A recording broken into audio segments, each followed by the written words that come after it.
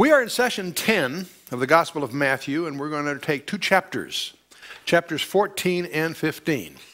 But by way of just background again, Matthew, of course, is one of the four Gospels, and each of the four Gospels presents a specific perspective of Jesus Christ. And Matthew's focus is that he's presenting the Messiah. Mark and Luke and John have a slightly different focus. His genealogy supports that presentation. He emphasizes what Jesus said, and again and again and again and again, some 60 times, I believe. It gives the reference from the Old Testament that he's drawing from. Matthew, of course, is directing his talk to the Jew. And his first miracle, the concluding episodes, and so forth, all support that presentation. In the first section, we saw the genealogy, the birth of Christ, the baptism of Christ, the temptation of Christ, and then the manifesto of the King in the Sermon on the Mount, chapters 5, 6, and 7. Then we got to section 2, calm the storm, the demoniac at Gadara. That's also recorded the call of Matthew himself as a disciple. We also encountered a couple of interesting healings that were sort of mystically linked. Jairus' daughter, and then this woman, which we believe was a Gentile, with an issue of blood. Both linked by a 12-year time factor. How fascinating. And then we saw the 12 sent out, and then we had the response to John the Baptist.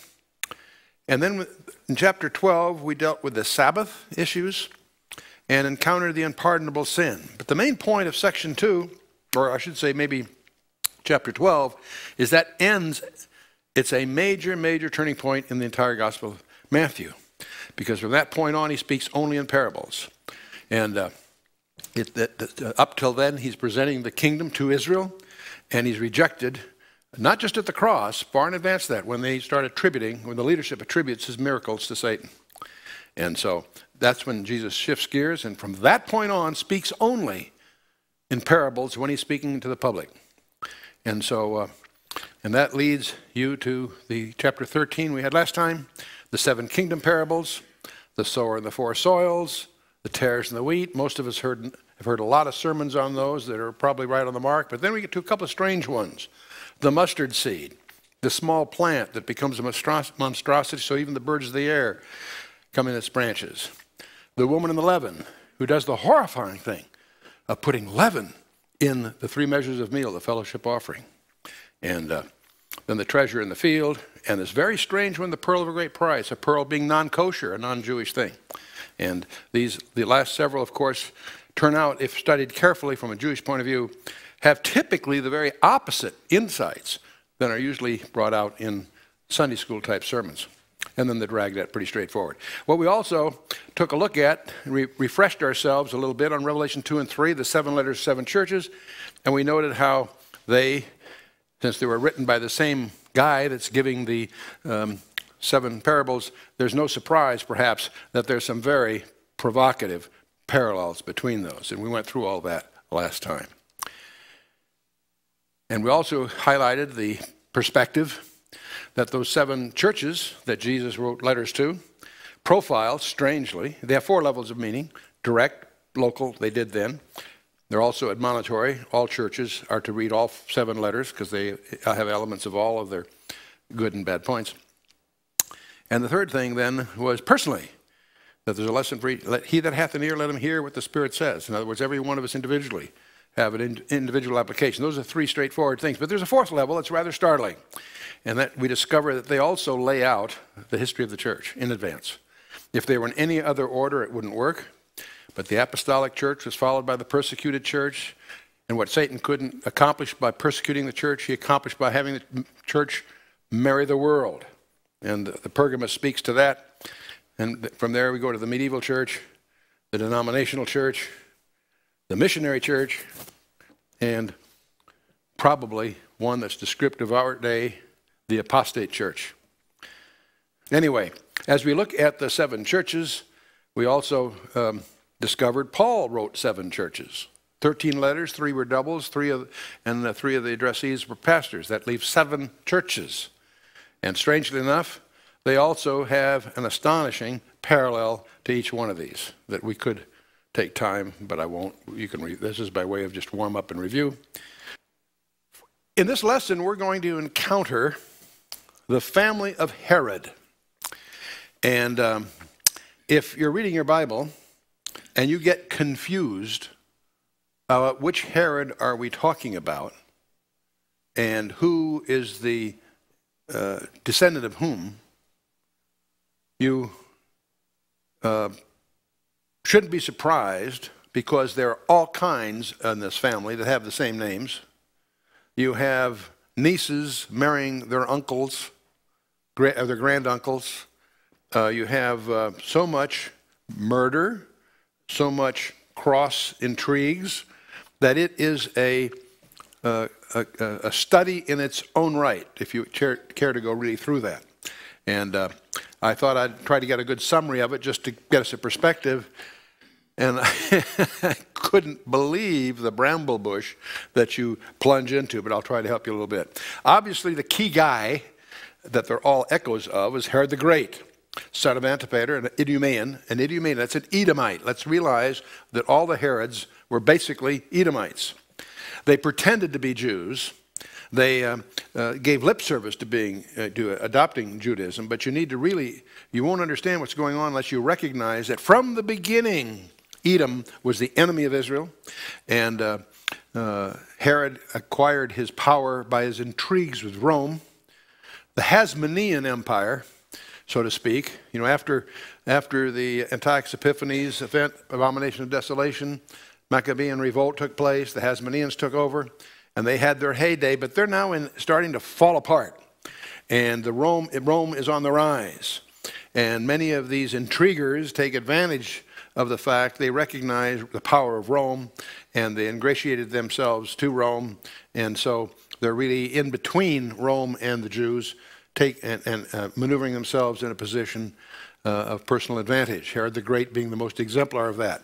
And so in 47 BC, Julius Caesar made Antipater, who he called a wily Idumean, procurator of Judea. And he divided his territories in turn among his 4 sons. And of those territories, Galilee fell in the lot of Herod, one of his 4 sons. By the time you get to BC 40, he's appointed tetrarch of Judea by Mark Antony, and also king of Judea by the Roman Senate.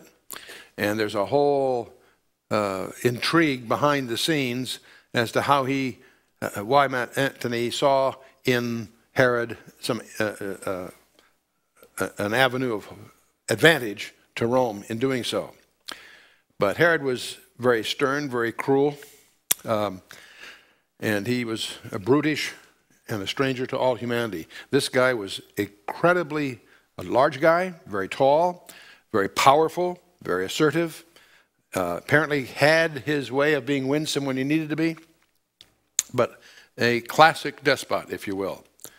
And in fact, he was the one, you may recall in Matthew chapter 2, that when he heard from the Magi about where is he that's born King of the Jews, that was a calculated put down by the Magi to him, because he wasn't born king at all. He was appointed by Rome. And he certainly wasn't Jewish. He's on a slippery rock in a sense. So when he followed up that interview by, of course, killing all the children that might fit the description.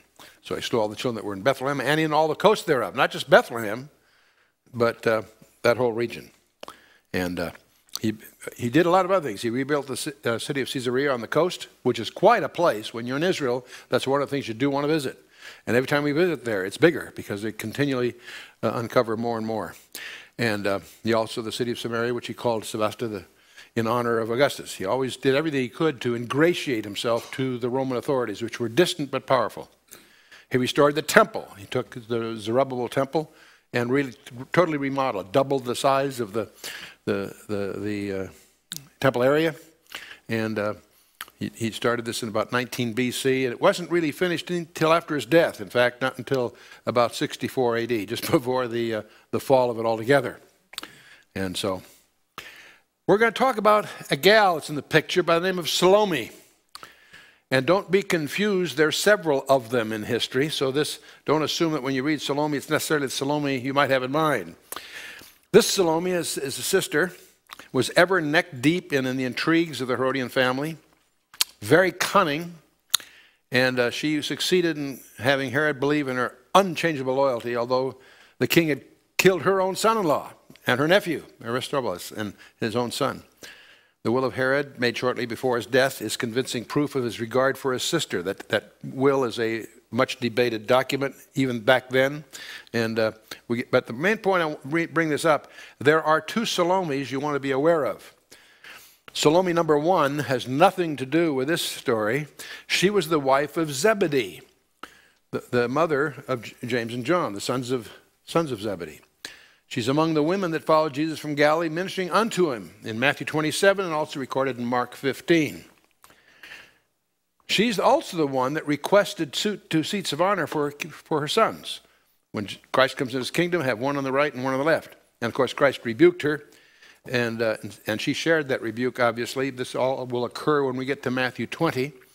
But she was nevertheless less zealous in attachment to Christ. She was at his crucifixion, beholding him far off. She was at his sepulchre at early dawn. So this Salome is a good gal. Don't confuse her with the character that shows up in the Herodian context. Some scholars assume that she's Mary's sister in John, that's at the foot of the cross. But there's other scholars that make good points why that she's probably not. It's a question of scholastic ambiguity as to whether she's that same one or not. The Salome we're going to encounter in tonight's study is Herodias' daughter by her former husband, Herod Philip. With Herodias, you got to keep track of her husbands with a scorecard, okay? And this Salome is the one that danced before Herod Antipas at her mother's instigation, asked for the head of John the Baptist. We'll see that tonight.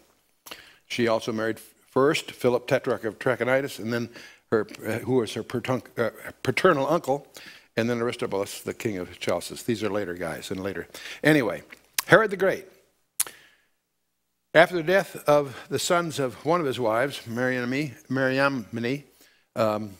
Augustus is said to, Augustus, this is back in Rome, he is recorded as having exclaimed, "It would be better to be one of Herod's swine than Herod's son." That's a very famous quote in history by Augustus. And what he meant by that was, you see, it's a pun, actually, in the Greek. Because the terms for swine is hous, and the word for son is huios. They sound very much the same. But this point was, Herod the Great slaughtered so many of his relatives, anybody that could possibly be, he was very paranoid, very suspicious, and you didn't have to do much to be on his list. And see, Herod was not a Jew, but he was a professed Jew. His swine, being unclean, were safe from death. But his sons were not. That's the irony that Augustus is leaning on here with this little remark. It'd be better to be one of Herod's swine than his sons, because if you're a swine in Herod's house, he's not going to kill you because they don't eat swine. But if you're a son, you're a potential rival to the throne, and you got a very, very limited career. Anyway, BC 4, after a troubled reign of 37 years, he died at Jericho amid great agonies, both of body and mind. And that's a whole story in its own right. But after his death, his kingdom was divided among his 3 sons. Philip had the land east of the Jordan between Caesarea Philippi that we'll encounter this evening, and Bethabara. And the second son was Antipas, named Antipas, and he got Galilee and Perea, and Archelaus, who got Judea and Samaria. So these 3 sons of Herod are also called Herod, obviously. Herod Philip, Herod Antipas, Herod Archelaus. Okay? And what makes that even a little more complicated, Herod the Great had another son called Philip. So there's 2 Philips as sons of Herod, to cause further confusion if you're going into literature. But all the Herods had Edomite blood in their veins and hated the Jews. They were treacherous rulers, every one of them. In the Bible, they're really considered types as the God of this age and the spirit of the Antichrist. And like Satan, all of them were liars and murderers. And that was not unique. That was very typical of the leaders in those days in general, but they certainly helped. Now, to give you a little better perspective, here's Herod the Great, and here he had a son by the name of Antipater, Aristobulus, Alexander, Herod Philip, Herod Antipas, Archelaus, and then another Herod Philip, strangely enough. And there's a lot of confusion when you're trying to compare records from Josephus with biblical and others, so it's a non-trivial. But Herod the Great was the one that was king of Judea from 37 BC to about 4 BC. We find in Matthew 2 and Luke 1 specifically mentioned. Antipater was the son of another of the wives, son of Doris. Antiochus was the son of Mariamne, which is another one. Alexander, also another son of the same mother. But then we get to Herod Philip, and he's also a son of Mariamne, of Simon. 4 BC to 34 AD. He is the first husband of Herodias. And he's referred to in Matthew 14 in tonight's lesson, and he's also in Mark 6. But and then we get to Herod Antipas, Tetrarch of Galilee. He's the one that killed John the Baptist. He's also the one before whom Jesus is silent. We'll encounter that in a subsequent time. And then another son is Archelaus, who's the ethnarch of Judea. And you see, these are kings, but they're not kings of the whole area. That's why I call them tetrarchs or something. They're partial rulers. And then we have Herod Philip, son of Cleopatra, another gal. And he also ended up ruling for a while. Okay. But the key line that we're interested in, Aristobulus, his son, he had 3 sons. The key one, I should say 2 sons and a daughter. The key one is Herod Agrippa the first. Just when you hear Herod Agrippa in the Gospel of the Acts, there's 2 of those, because Herod Agrippa has a son who he calls Herod Agrippa the second. So I want to just be sensitive to that, no big deal. But the Herod Chalicis will later on marry this young gal we're going to talk about shortly by the name of Naomi. It's actually, he marries his niece. Seemed to be very fashionable in those days. It occurs several places. Herod Agrippa I, king of Judea. He's the one that kills James at about 62 AD, which is an interesting thing that is not mentioned anywhere in the Gospels, which implies that the Gospels are written before 62 AD, because they certainly would have mentioned it. He's also the one that imprisoned Peter, that is mentioned in Acts. And so 37, about 44 AD. Then we get to this gal Herodias. She had married her uncle Philip and decided he had, this guy Antipas apparently was a pretty persuasive guy, because she divorces him and marries Herod Antipas. John the Baptist publicly denounces that whole issue. And that didn't go very well with, Herodias didn't care for that so much. Herod Antipas wanted to kill him, but was afraid to because of the people regarded him as a prophet. So he imprisons him in the Machaerus prison, which is a fortress that had a dungeon under it. It's west of the Jordan. It's over in that area. In any case, on his birthday, he has a party, and we're going to hear all about that. And so Herodias has an angle. So anyway, Herod Agrippa I has a son by the name of Herod Agrippa II, and also 2 gals, one Bernice, who became the consort of her brother, and Herod Agrippa II, who was a tetrarch, the northern territory, and he's the one before whom Paul is tried when you get to Acts 25 and following. And then we have Drusilla, who married Felix, the procurator of Judea. Dating isn't exactly precise, but it's at roughly the time of Acts 24. But Herodias, meanwhile, has a daughter, and this daughter is going to be a major player in our affairs tonight. She'll be recorded not just in 11 verses in Matthew 14 that we're about to enter, but also in Mark 6. So that's intended to be a little background and perspective, and if nothing else, it'll at least warn you that you'll get confused when you start tracking some of these things down, because they're all called Herod and so forth.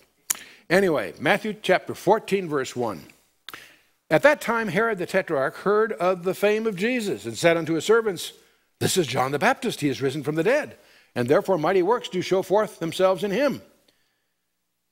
Now, what follows doesn't happen then. It's a flashback.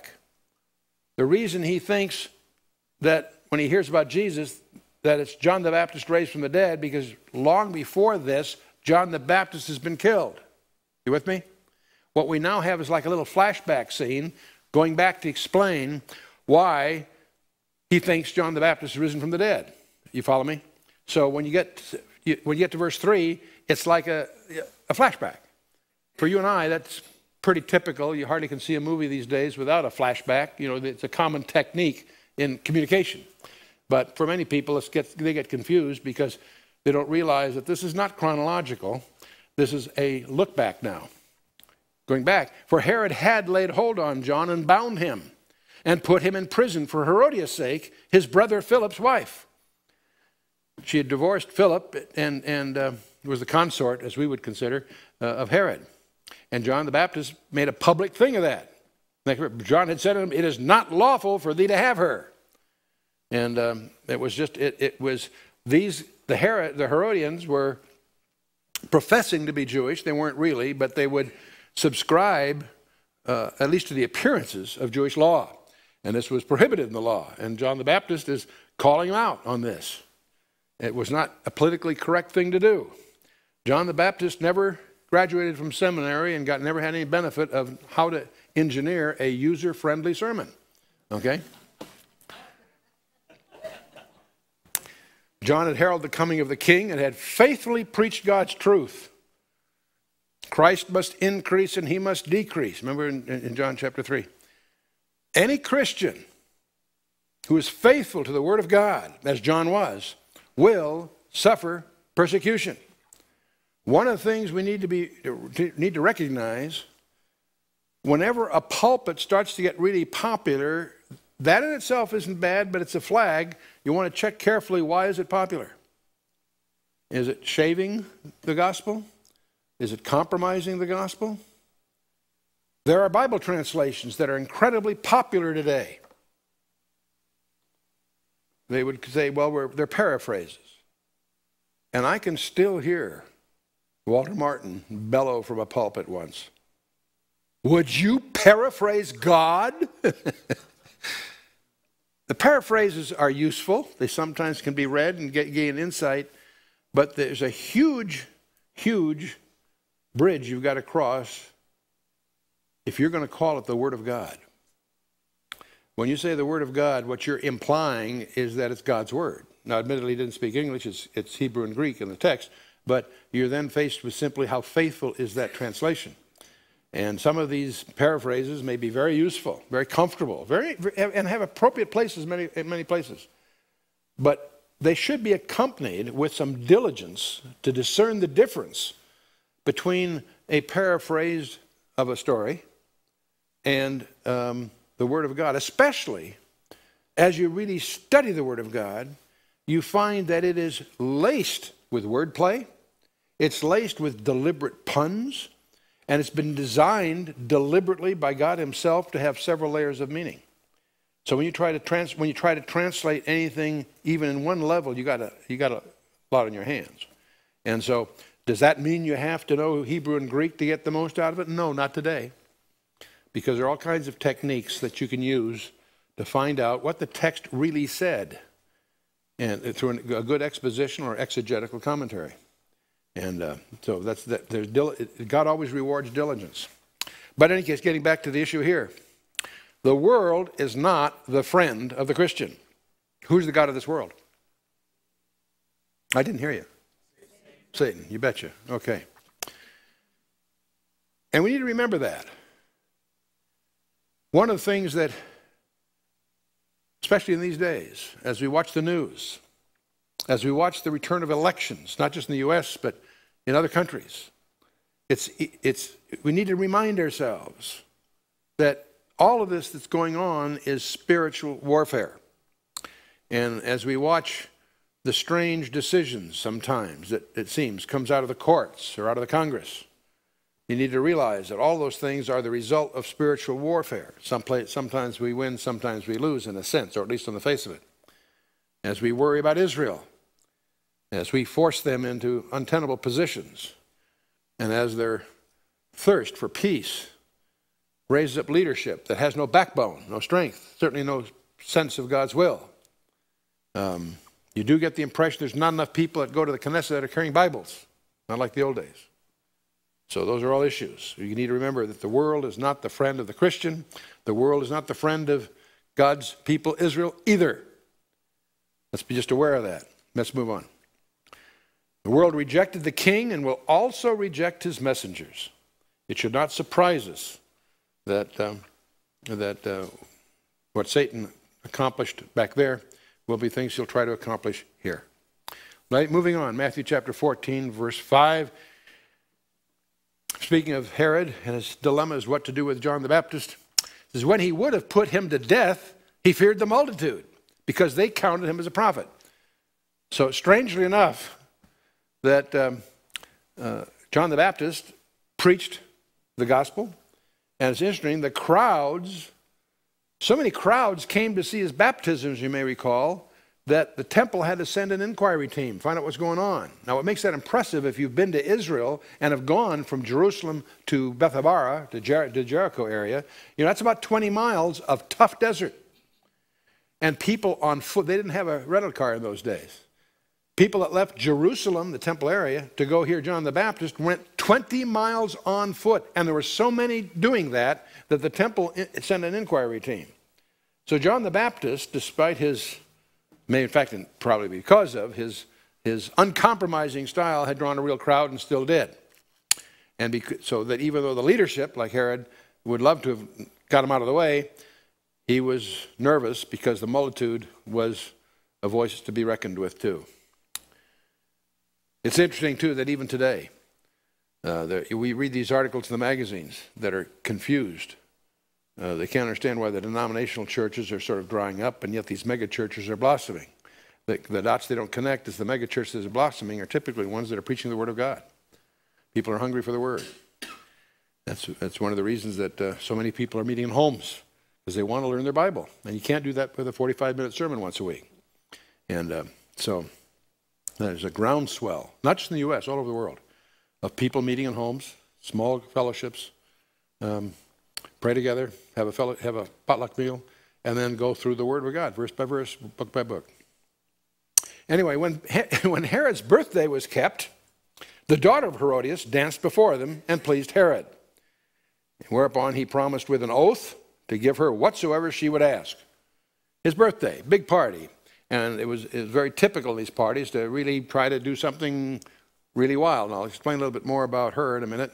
But anyway, in the enthusiasm of the performance, he promised with an oath that he'd give her whatever she would ask. And Mark even says, he said up to half the kingdom. Did he mean that literally, or was that just a party gesture? Well, she, being before instructed of her mother, said, give me here John Baptist's head in a charger. Charger being a large plate kind of thing, tray. Farrar, in his Life of Christ, summarizes, I think elegantly, I'm quoting him here. Here is a princess showing up, Herod's own niece, a granddaughter of Herod the Great and of Mariamne. A descendant, therefore, of Simon the high priest and the great line of the Maccabean princes. A princess who afterwards became the wife of the Tetrarch Philip, the Tetrarch of Trachonitis, and the mother of a king, honoring them by degrading herself into a Ascetic dancer. She was a personage to be reckoned with. And you get the impression that Herod was startled that she would offer herself for this entertainment. And everyone there would know who she was. Granddaughter of the great Herod, descendant of the very distinguished line of Maccabean princes, including Simon the high priest. And she later would be married into royalty. And she offered this performance. You know, as I was going through the whole background, not of just this, but there's one anecdote after another all through the Herodian era, Hollywood's asleep. They want some good scripts. All they have to do is take some history lessons. Can you imagine what they do with this one? Anyway, well, the king was sorry because he made a promise, you know. Nevertheless, for the oath's sake and them which sat with him at meat, he commanded it to be given her. And he sent and beheaded John in the prison. And his head was brought in on a charger and given to the damsel, and she brought it to her mother. Brief, tragic, shock waves throughout the land. And his disciples came and took up the body and buried it and went and told Jesus.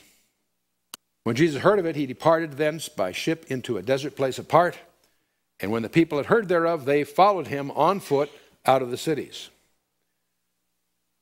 Now get the picture here. As a result of this, Jesus went into a retreat, distance, wilderness place, deliberately. But the people followed him there. That creates problems. Not only did he lose his privacy, and I'm going to talk about that, you're suddenly got a large crowd of people that are not logistically supported. And that's a reality. But we'll get to that in a minute. Just to summarize the Herods, as we leave this part, Herod the Great, he's the guy that slew the children of Bethlehem. Herod Antipas, he's the younger son of Herod the Great. Not really a king, but a tetrarch, okay? He had John the Baptist killed, and he's also the one that before him Jesus was silent back when we get to Luke later. Herod Agrippa slew James, and he's the one that imprisoned Peter in Acts 12. He was a grandson, so we got the son and the grandson now. Herod Agrippa II is the great-grandson. He's the one before whom Paul was tried. These are the four you want to be sensitive to. A lot of the rest are just going to add confusion as you wade through it. These are the four key guys that you will encounter as you go through the gospel in the book of Acts. Okay. So we're out in the desert here. And Jesus went forth and saw a great multitude and was moved with compassion toward them. And he healed their sick. And when it was evening, his disciples came to him saying, "This is a desert place, and the time is now past. Send the multitude away that they may go into the villages and buy themselves victuals." Jesus said to them, "They need not depart. Give them to eat." They're probably thinking, how? They said unto him, "We have here but 5 loaves and 2 fishes. He said, "Bring them hither to me. Work with what you got," right?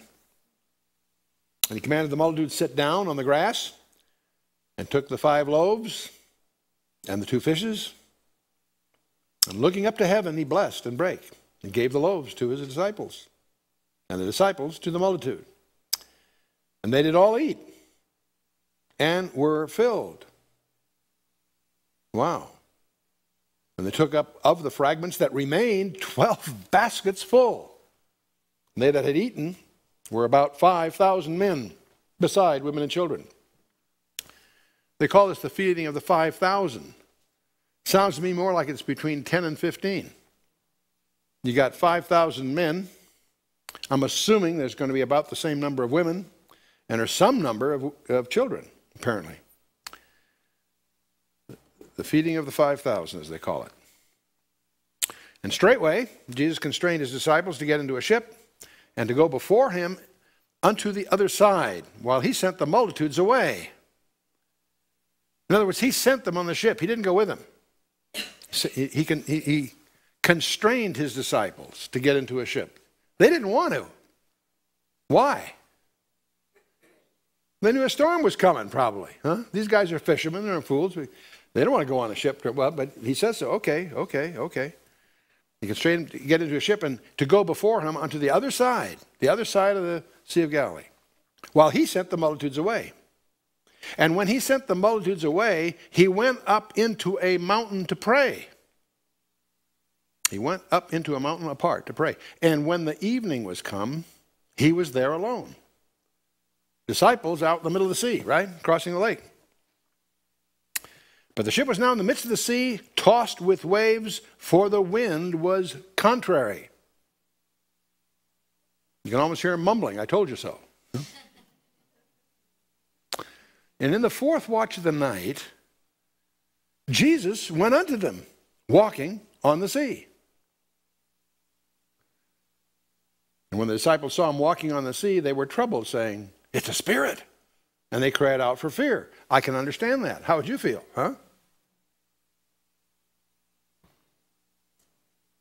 But straightway, Jesus spoke unto them, saying, "Be of good cheer, it's I, be not afraid." We were just on the Sea of Galilee here a few weeks ago. And we had an unusually large crowd. We had about 170 people with us.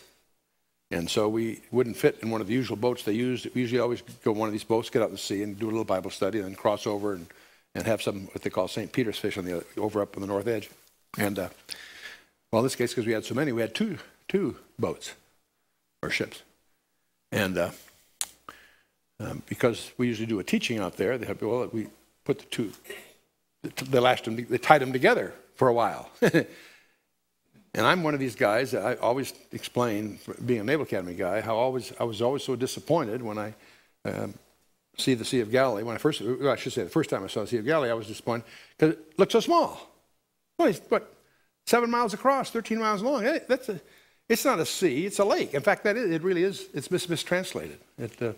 It's really a lake, not a sea. But anyway, that's what everybody calls it. And so okay. But I could never understand how these fishermen would experience storms that were life-threatening on a little lake like that. And it's always been explained to me that on the northwest corner of the lake, there are two very large mountains called the Horns of Hattin. And a wind can really, because of the topography there, can really churn up that water. And okay, great, I've never had a big storm there, but almost thought one was going to start when we were there that time, right?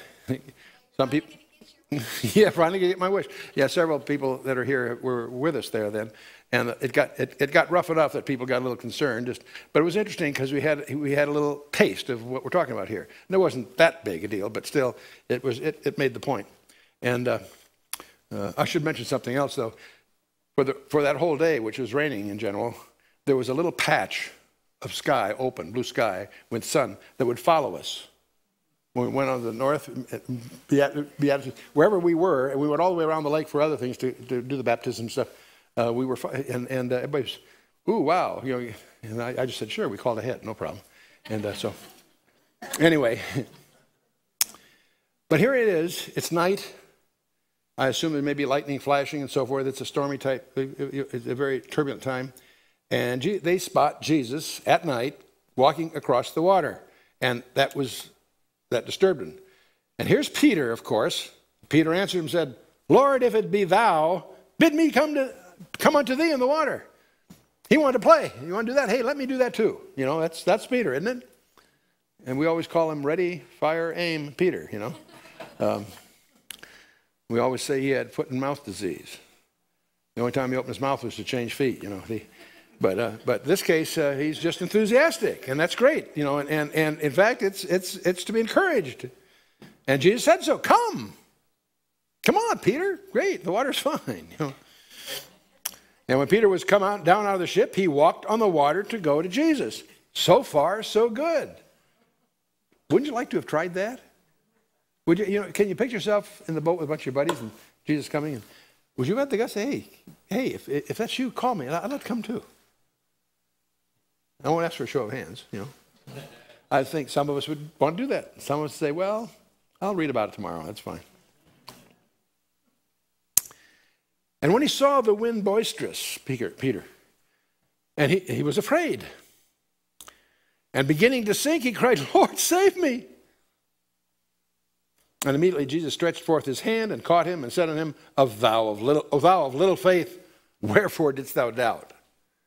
See, it's interesting that Peter, as long as he had his eye on the Lord, no sweat.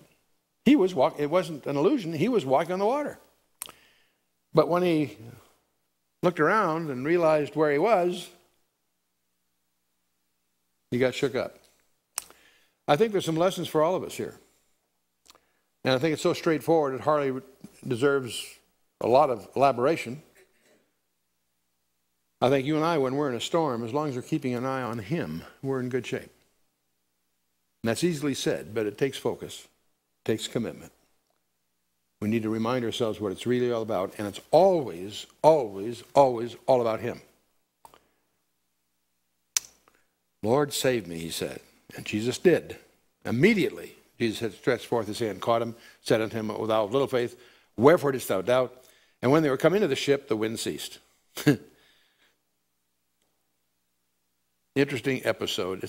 It's the more you try to actually visualize it, the more amusing it really becomes. Can you imagine these guys? in the wind and the rain, and to watch him. So many people make jokes about Jesus walking on the water.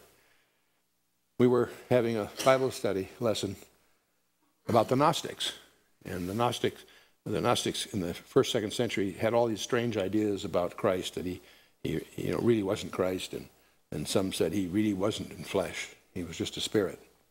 In fact, he didn't leave footprints when he walked, and that sort of thing. Those were some of the peculiar notions the Gnostics tried to apply.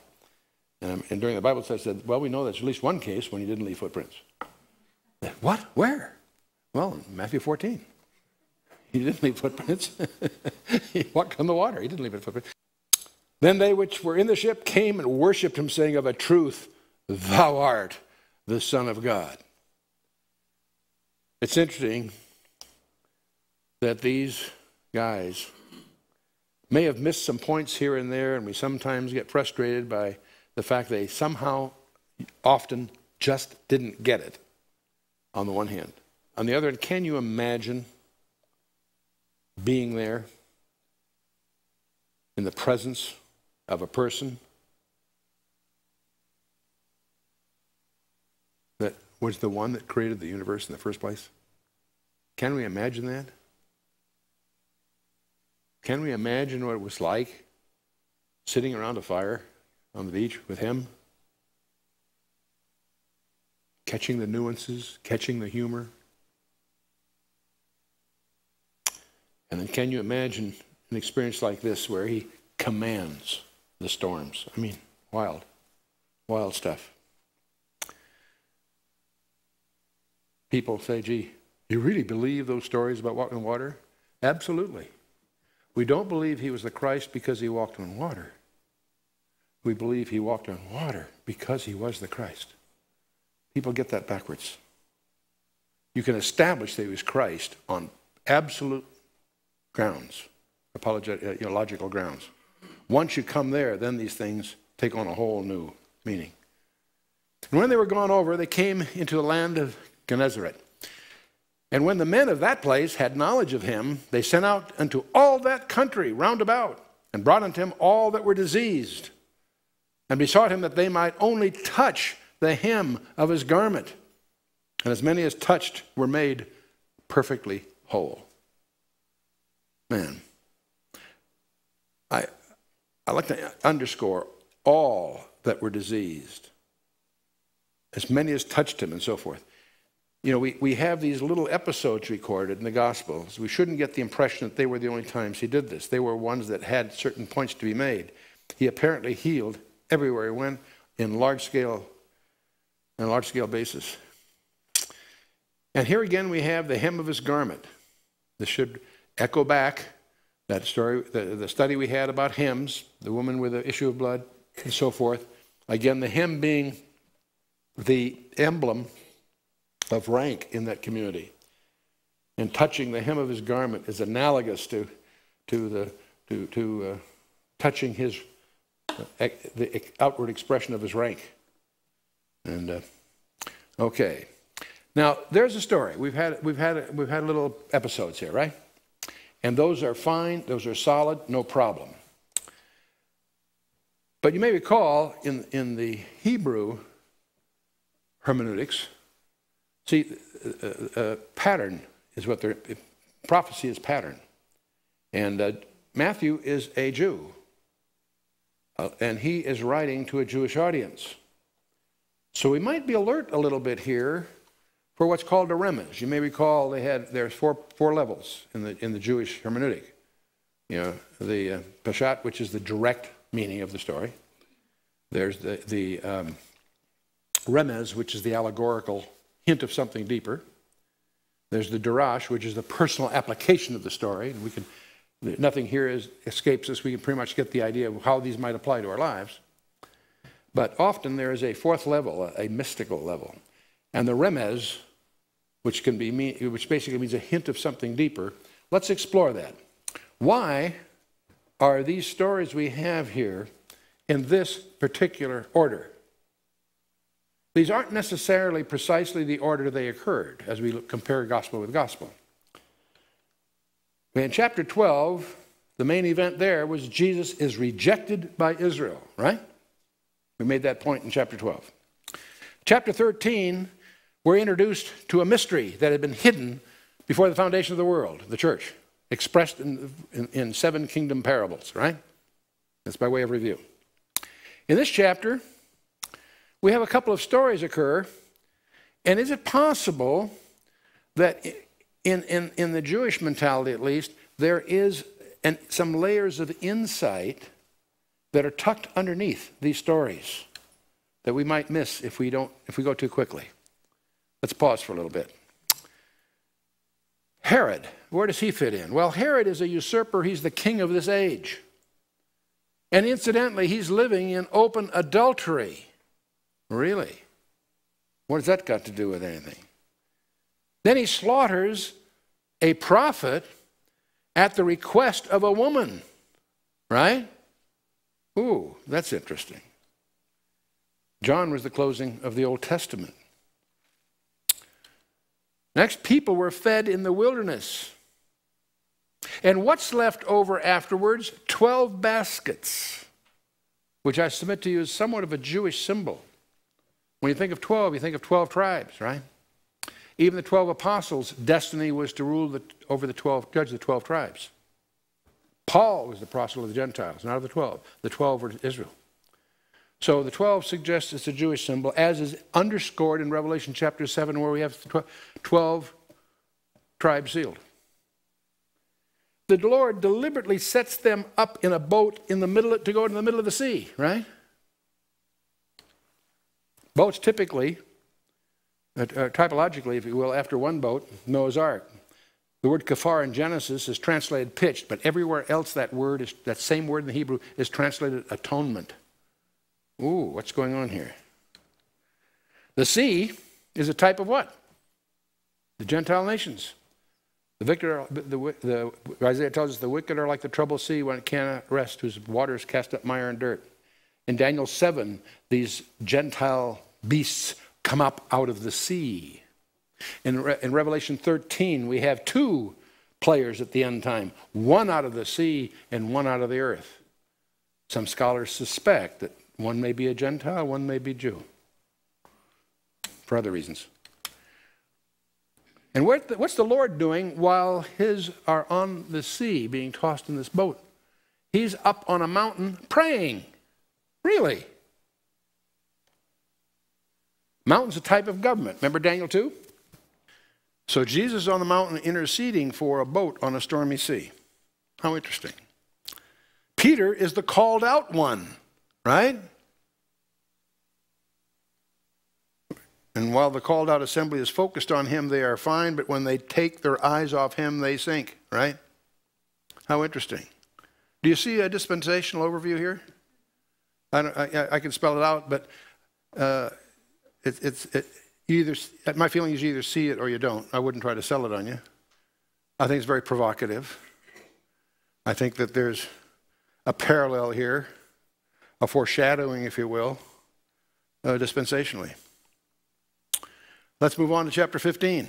And I'll leave you to, it's interesting, you speak of clean animals. Clean animals are distinguished as they chew the cud. Why? Because we are to chew the cud. We are to eat his words, right? Thy words were found and I did eat them. John in Revelation was warned that the mouth will be sweet but the belly bitter, and indeed it is, some of it. So we are to digest these things. That's especially true of the Psalms, the Proverbs. You don't just read them, you need to digest them, and they'll speak to you. And the same thing is true with these, some of the most, I won't say dangerous, but the most important studies are stories we know so well we may miss their point. It's nice to go over them and try to stand back and see what else they're saying to us. Chapter 15, we're going to see a contrast between the traditions of Judaism and the commandments of God. And that's going to be a recurring theme for us in our Bible studies for a lot of reasons. Let's move in. Matthew 15, verse 1. Then came to Jesus scribes and Pharisees, which were of Jerusalem, saying, Now let's pause right there. The Pharisee headquarters are in Jerusalem, but so why mention that these were from Jerusalem? We're going to be seeing a confrontation here. And also it's a very, very strange emphasis. Let's just jump in. They were of Jerusalem saying, "Why do thy disciples transgress the tradition of the elders? For they wash not their hands when they eat bread." Now, he answered and said to them, "Why do ye also transgress the commandment of God by your tradition? Wash not their hands," they say. You know, it's interesting. The Bible has laws for priests. Yet here we're dealing with everyday Orthodox Jew. And strangely enough, there isn't anything about washing your hands in this sense in the Old Testament. Doesn't mean you shouldn't, but that washing was really commanded in the Torah for the priests. They applied it to what we're really dealing with is not what the Torah says. That's a different thing. What we're talking about here are their traditions, a certain way you do these things. Okay? They added what they call oral traditions. They sometimes dignify this by saying it's the oral law. We have the written law and we have the oral law. In Pharisaical Judaism, they added the oral traditions, and here's the surprise, which is being called to their attention, which they put above the written statutes of the Torah. For them to take the Torah and add their own style of doing things, okay, as long as you don't confuse the two, what's mandatory and what's just your way of doing something. Right, you follow me? And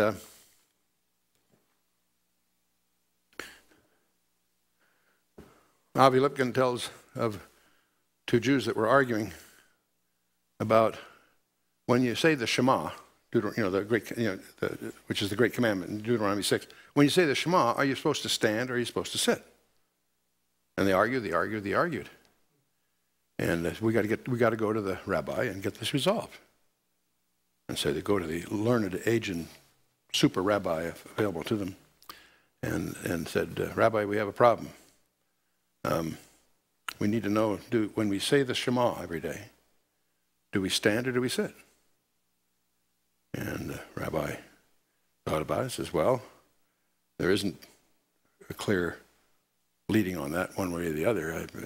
Whatever you want to do is fine." "Well, gee, Rabbi, that's funny because he says we have to stand and we say we have to sit, and every time we have a synagogue, we fight and we argue over do we stand or sit." And the rabbi says, "Now that's a tradition." And anyway, we'll move on. Verse 4, "For God commanded, saying, Honor thy father and mother, and he that curseth his father and mother, let him die the death. But ye say, Whosoever shall say to his father or his mother, It is a gift, by whatsoever thou mightest be profited by me, and honor not his father and his mother, he shall be free. Thus have ye made the commandment of God of none effect by your tradition." Without some explanation, this may confuse you a little bit. Let's back up here. Let's go. There's a concept called korban. There was a tradition, underscored tradition, that goods could be set aside for either of two purposes: as a dedication to the temple or in reserve for the performance of a vow. In other words, you could take, the idea was you could take some of your goods and you could set that aside because you're planning to give it to the temple, or it was a reserve that had something to do with maybe some vow that you had made to perform. That was designated korban, set aside for that purpose. Designated korban was a gift offered or to be offered to God. It was a sacred treasury in effect. This shows up in Mark 7, incidentally. Korban was excluded then from any other requirements, okay? What they were doing is using this tradition as a ruse to evade the commandment to care for their father or the mother. In other words, resources that they had that could have been used to support their father and mother were set aside. That's korban. That's for the temple later. I'll ride my Ferrari right now, but that's for the temple later, whatever. You get the idea. And so that's really what Jesus is saying here. God commanded, said, "Honor thy father and mother, and he that curseth father and mother, let him die to death." That was a law, an injunction that carried a death penalty. You need to provide for your mom and dad. He said, but ye say, whosoever shall say to his father or his mother, it is a gift. In other words, korban, by whatsoever thou mightest be profited by me. In other words, they're designating resources that could be used in acquitting that responsibility. They do this to evade the response. And so Jesus says, and honor not his father or his mother, he shall be free. Well, thus ye have made the commandment of God of none effect by your tradition. Here's a case where the tradition is totally obviating the command of God by this whole issue with korban and so on. Ye hypocrites, Jesus says, well did Isaiah prophesy of you, saying, this people draweth nigh unto me with their mouth, and honoreth me with their lips, but their heart is far from me. But in vain they do worship me, teaching for doctrines the commandments of men. Boy, oh boy, oh boy. May we sincerely pray that we don't be guilty of the same thing. We want to worship him, and we don't want to have that encumbered by teachings that are really just traditions of men. It's sobering to realize that you get in trouble by lengthening a tether. It's sort of like having a pet or something staked in the yard. You have a stake and a chain and a pet, and you have a certain length, it works fine. But if it gets too long, the pet can still get into trouble. You follow me? That's sort of a clumsy example, perhaps. Mosaic Judaism is what I would call the Judaism that we read in the Torah, the 5 books of Moses. There were people, even in relatively modern times, that clung to that. They were called the Karaites in Russia, for example. The Karaites were Jews there that rejected Talmudic Judaism. Let me go on before I'll come back to that. The Mosaic Judaism starts to get sprinkled with traditions, and as we all the way, especially from about the 400 BC on, when they returned from Babylon, the Pharisees start to rise to power, and they emphasize all kinds of rules, and we'll call that's the kind of Judaism that we're encountering in the gospel period. It's the kind of Judaism that Jesus is speaking against. He's not speaking against the Torah. In Matthew 5, you remember he said, think not that I come to destroy the Torah or the prophets. I come not to destroy, but to fulfill. Verily I say unto you, not one jot or one tittle shall pass from the law, the Torah, until all be fulfilled. So he's not against Mosaic Judaism. He is speaking all the way through here, whether it's a Sabbath day or these other things that are coming up, he's speaking against Pharisaical Judaism. That's start about 400 BC. When you get to the 3rd through the 6th century AD, those oral laws are starting to get written down in the Talmud. And there's 2 authoritative Talmuds. One that's called the Jerusalem Talmud. It wasn't in Jerusalem, it was actually Tiberias, but that's neither here nor there. There's another one that's called, that was done in Babylon, the Babylonian Talmud. The academy in Babylon outlasts the one in Tiberias by 100 years. The Jerusalem Talmud is from about the 3rd to the 5th century AD. The Babylonian Talmud is from the 3rd to the 6th century AD. So between the two, strangely, the Babylonian Talmud is the more authoritative in the minds of many rabbis. But as you go on through time, you finally get to the 12th century, and by then you've got guys that are starting to really get into what you'd call unbridled mysticism. And the Kabbalah, as exemplified by the Zohar and some of those writings, actually end up inverting what the Torah says. The Torah emphasized a personal God that makes and keeps promises. The Kabbalah starts to depersonalize God. It tries to look inside the Godhead, and it defines 10 emanations, the Sephirot and all that business. In fact, the Kabbalah is doing what is exactly prohibited in the Torah. It's trying to uncover the Father's nakedness, and it's in effect doing that to the Godhead itself. Strange stuff, actually. But that's 12th century stuff. When you get to the 18th century, you get to Hasidic Judaism, which in some respects is a correction from the Kabbalah. I was startled to discover that it wasn't the other way around. I always thought the Kabbalah was just the fringe group from the Hasidics. No, in a sense, it's almost the other way around, because the Kabbalah comes up in the 12th century, Hasidicism comes up in the 18th. But the main point I'm getting here is, as you go through history, there's a tendency for them to venerate the writers, the commentators, the rabbis, over the text. Instead of clinging to the Torah itself, they start incrementally, more and more, venerating the various rabbinical opinions about the text. And as you lengthen that tether, if you will, they get into deeper and deeper trouble.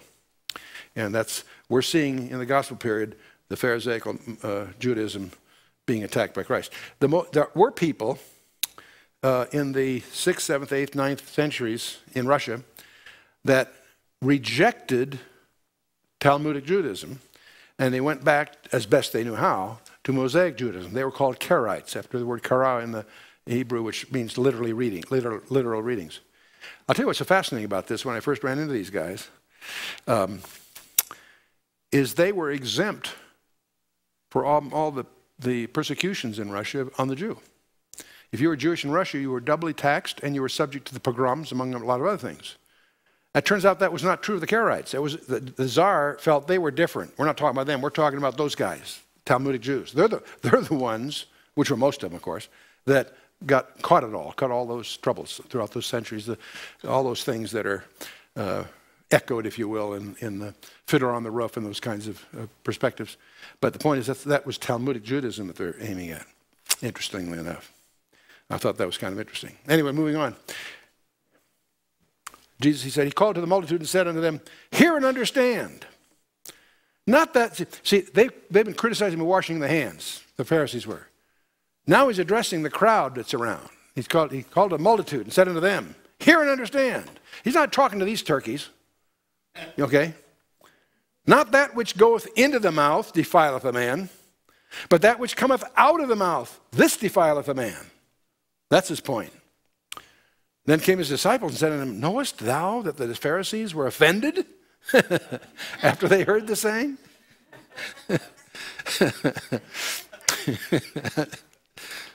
I'm sorry, I think that's funny.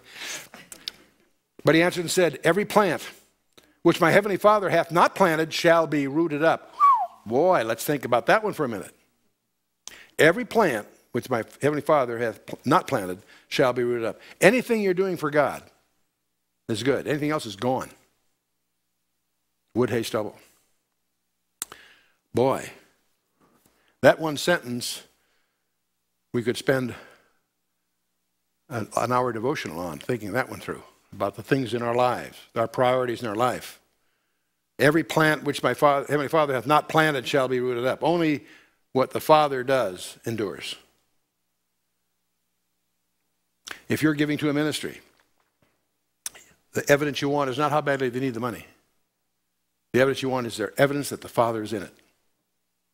I remember I was really quite sure. I sat on a number of boards of ministries, and that was one of the fascinating lessons that I learned by being on those boards, because one of the things they'd always ask these questions, and I finally figured out what they're really after. What they weren't after, how badly do they need? There's more needs than you could possibly address.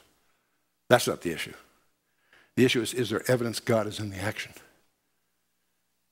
Because he doesn't need our help. We just have the opportunity to invest in what he's doing because it's going to pay real returns. That's the idea. Jesus continues, let them alone. They be blind leaders of the blind, and if the blind lead the blind, both shall fall into the ditch. Man.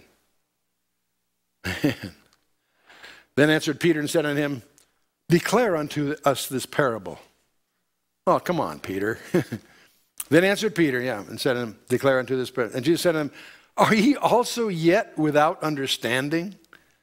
Do you sense a certain feeling of frustration there? Are ye also yet without understanding? Do ye not yet understand that whatsoever entereth in at the mouth goeth into the belly and is cast out into the draught?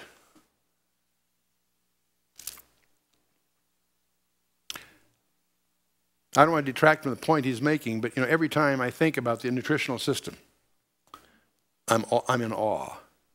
Anybody that knows anything about system engineering has to stand back and just be stunned with the elegance of that which we take so for granted. We have these beings, us, that need energy, And we can take in vegetables, animals, all what's around us, and our body can sift through that and pick out what it needs, the minerals and the basics, the energy and the carbohydrates, and not only the energy stuff, but the muscle building stuff, all these different categories. And what it doesn't need, and its own waste products from its own processes, gets passed out. The whole concept of a working fluid like that, the whole concept that we have a universe of trees and plants and that are all tuned to this is staggering, absolutely staggering. The strange synergism between the leaves and the animals. They make just they take the CO2 in the water and they create the glucose, and they have for every one of those you got 6 oxygen pairs that go out. So you got the interdependence of the plants and the animals is a balance that's elegant, incredibly complex, and staggering. And I just got back from dealing with a bunch of students who are troubled because they're getting taught that all this happened by accident. And all we want to do is in the schools, not religion, just evidence-based education. All we want to do is introduce in the schools the concept that these things have been designed, that these are evidence of intelligence design. Where it goes from there is a whole other issue. But no, that's not politically correct today. Anyway, moving on with his point here. But those things which proceed out of the mouth come forth from the heart, and they defile the man.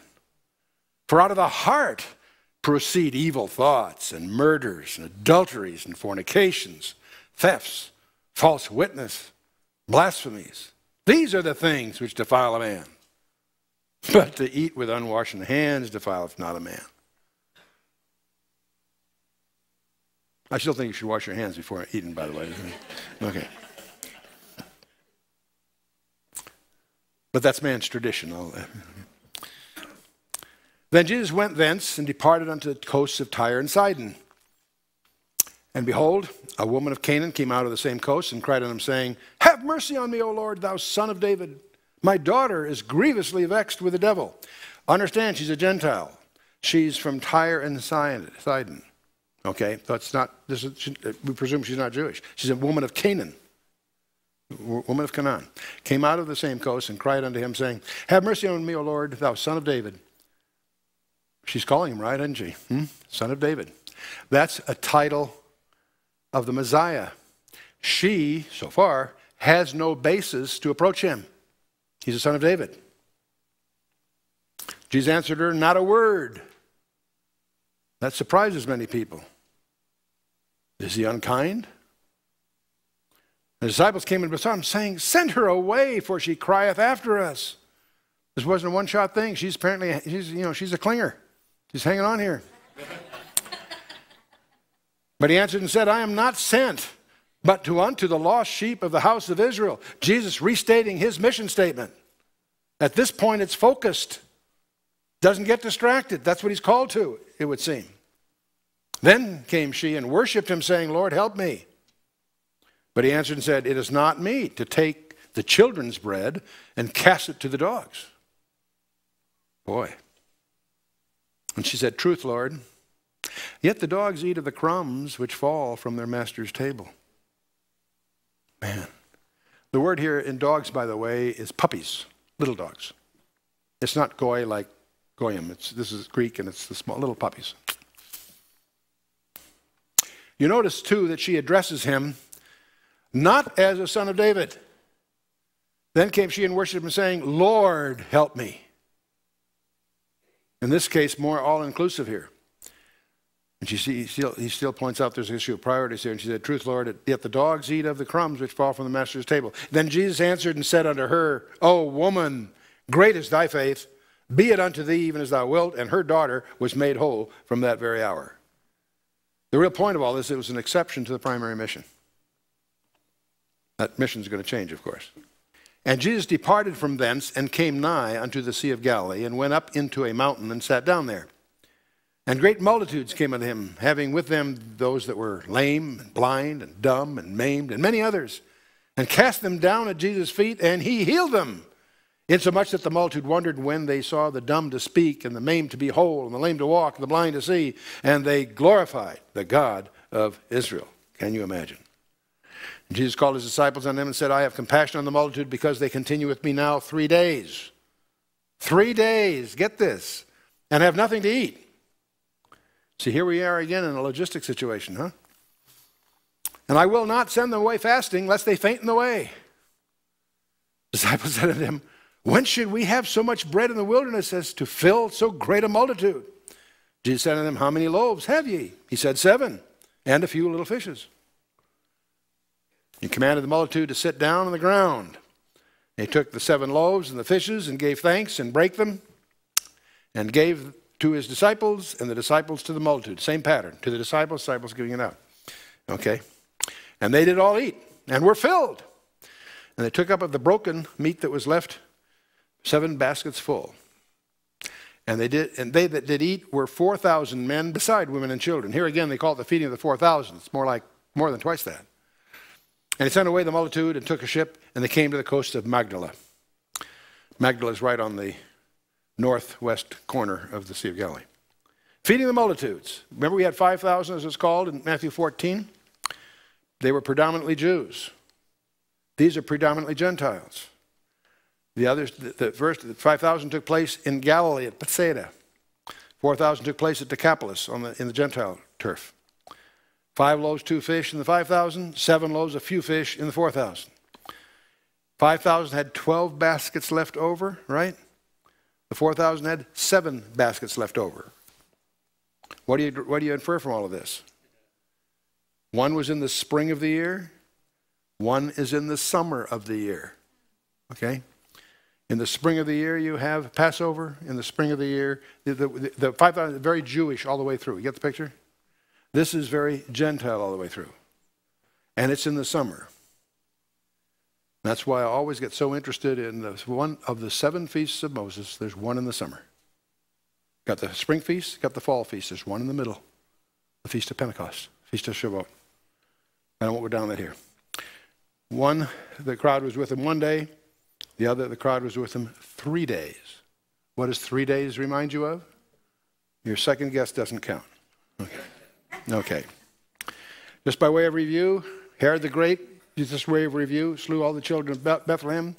Herod Antipas was the younger son of him, not really a king. He's the one that had John the Baptist killed before whom Jesus was silent. Herod Agrippa slew James and imprisoned Peter, Acts 12. Agrippa's later. Think of Agrippa as Acts, okay? The grandson of Herod the Great. See, one's the son, one's the grandson. Then Herod Agrippa II, great-grandson. It's before whom Paul was tried. Those are out of the bunch, the 4 you want to sort of try to keep sorted out. In the next session, I want you to read Matthew 16 and 17. I want you to review Revelation 11 for a surprise.